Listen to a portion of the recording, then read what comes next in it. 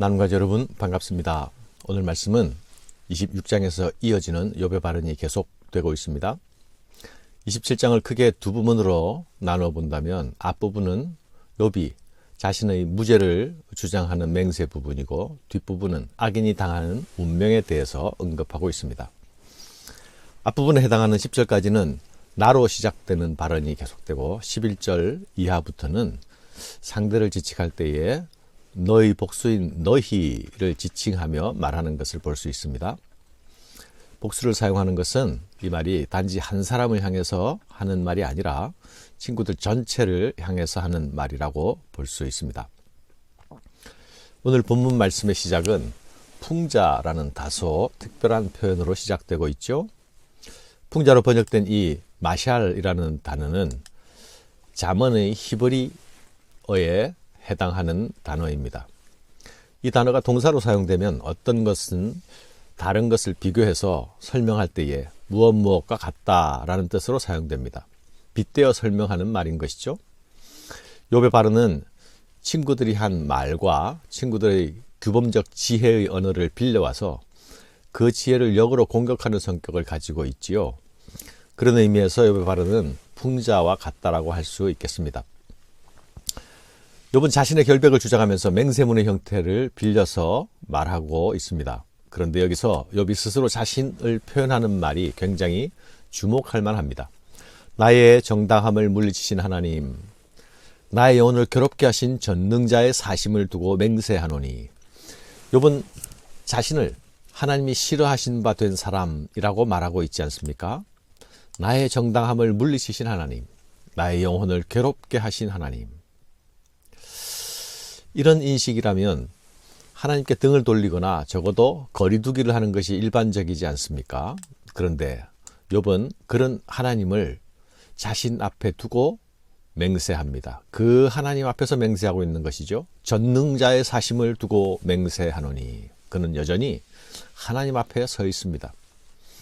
자신의 정당함을 물리치신 하나님 앞에서 자신의 결백을 맹세하고 자신을 괴롭히시는 그 하나님 앞에서 자신의 무죄 주장을 합니다. 지금 욥의 상황은 스스로 이해할 수 없는 엉망진창의 상태가 아닙니까? 그와 하나님의 관계도 마찬가지로 위태로워질 것 같지 않습니까? 그러나 욥은 자신을 괴롭히고 물리치시는 그 하나님 안에 자신을 여전히 두고 있습니다. 자신을 밀어내고 있는 그 하나님의 품을 더 파고들고 있는 것이죠. 하나님의 숨결이 아직도 내 코에 있다고 말합니다. 욥은 여전히 하나님과의 관계성 안에서 자신의 자리매김을 하고 있는 것입니다. 욥의 결기에 찬 무죄 주장을 한번 들어보십시다. 결코 내 입술이 불의를 말하지 아니하며 내 혀가 거짓을 말하지 아니하리라. 나는 결코 너희를 옳다 하지 아니하겠고 내가 죽기 전에는 나의 온전함을 버리지 아니할 것이라. 내가 공의를 굳게 잡고 놓지 아니하리니 내 마음이 나의 생애를 비웃지 아니하리라. 욥의 이 무죄 주장을 이렇게 이해할 수 있겠습니다. 내가 만일 나의 순전함을 버린다면 하나님의 순전하심을 버리는 것과 같다. 또 내가 나의 의를 놓쳐버린다면 하나님의 의를 저버리는 것과 같다. 그리고 내 마음이 나를 책망한다면 하나님의 마음을 잃어버리는 것과 같다. 이 대목에서 그가 얼마나 하나님과 잘 연대되어 있고 하나님 관계 안에서 잘 묶여져 있는지 참 감탄스럽기까지 합니다. 사랑하는 여러분, 이것이 우리의 결기가 되고 우리의 확신과 믿음이 되어야 하겠습니다. 누가 우리를 그리스도의 사랑에서 끊으리요? 라는 로마서의 말씀이 생각납니다. 누가 우리를 그리스도의 사랑에서 끊으리요? 환난이나 곤고나 박해나 기근이나 적신이나 위험이나 칼이랴. 기록된 바 우리가 종일 주를 위하여 죽임을 당하게 되며 도살당할 양같이 여김을 받았다 함과 같으니라. 그러나 이 모든 일에 우리를 사랑하시는 이로 말미암아 우리가 넉넉히 이기느니라. 욥은 자신의 무죄 주장에 이어서 원수에 대하여 저주합니다. 나의 원수는 악인같이 되고 일어나 나를 치는 자는 불의한 자같이 되기를 원하노라. 불경건한 자가 이익을 얻었으나 하나님이 그의 영혼을 거두실 때에는 무슨 희망이 있으랴. 환란이 그에게 닥칠 때에 하나님이 어찌 그의 부르짖음을 들으시랴. 여기서 저주받는 악인은 막연한 대상자들이 아니죠. 바로 욥을 죄인으로 몰아붙였던 바로 그의 친구들입니다. 그 친구들은 일어나서 친구를 치는 자들입니다.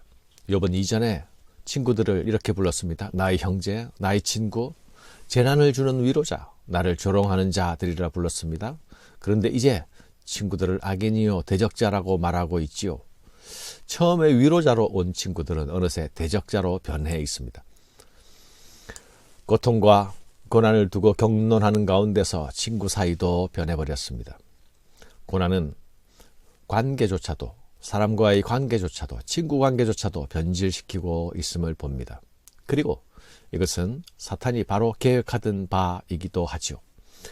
그러나 곧 하나님을 만나게 될 때에 화해와 용서도 이루어지게 될 것입니다. 지금 불확실한 것들은 그때 하나님께서 분명히 해 주실 것이기 때문입니다. 이제 욥은 친구들에게 악인의 운명에 대해서 말합니다. 하나님의 솜씨를 내가 너에게 가르칠 것이요 전능자에게 있는 것을 내가 숨기지 아니하리라. 욥이 친구들에게서 말하는 그 악인의 운명은 언뜻 보면 친구들이 말했던 것과 비슷해 보입니다. 친구들은 악인의 형통과 악인의 번영은 순간적인 것이요 악인은 하나님의 심판으로 망할 수밖에 없는 자들이라고 말하지 않았습니까? 욥의 발언도 동일한 것들이 나타납니다. 그러나 욥의 발언을 잘 들여다보면 친구들이 말하지 않은 전혀 새로운 개념이 나타납니다. 그것이 무엇일까요? 그것은 의인과 악인의 삶의 역전입니다. 악인이 당할 운명은 파멸이지만 그들이 심판받을 때에 삶의 역전이 일어난다는 것입니다. 16절 17절 말씀을 보십시다. 그가 비록 은을 티끌같이 쌓고 의복을 진흙같이 준비할지라도 그가 준비한 것을 의인이 입을 것이요 그의 은은 죄 없는 자가 차지할 것이며. 여기서 욥의 관심과 전망을 엿볼 수가 있습니다.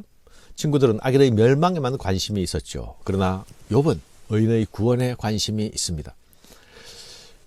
욥에게 그가 알고 있던 기존의 교리가 무너져 내리고 있지만 그럼에도 하나님의 정의에 대한 믿음은 여전히 시퍼렇게 살아서 있습니다.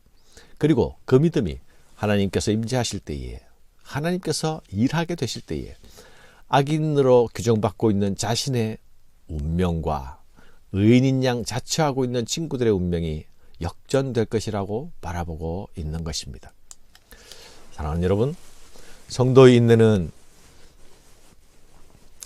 기다리고 바라는 인내입니다. 하나님께서 우리를 찾아오시는 날, 주께서 다시 오시는 그날을 바라보며 기다립니다. 그때에는 하나님이 우리의 억울함을 신원해 주시는 한 날이 될 것입니다. 그때에는 지금 전도되고 역전되어 있는 악인과 의인의 자리가 한순간 역전될 것입니다. 의인의 삶이 하나님의 공의대로 다시 정의되는 날이 올 것입니다. 지금 아직 그때가 오지 않았다고 하나님의 공의가 사라진 것이 아니며 지금 악인이 여전히 활보하고 있다고 하나님의 일하심이 없어짐도 아님을 기억해야 하겠습니다. 성도는 그럼에도 불구하고 하나님의 품을 파고들고 그럼에도 불구하고 하나님의 공의와 신실하심을 믿는 그 믿음에서 흔들리지 말아야 할 것입니다. 흔들리는 사람들은 인내와 기다림이 힘들어지기 때문입니다. 감사합니다.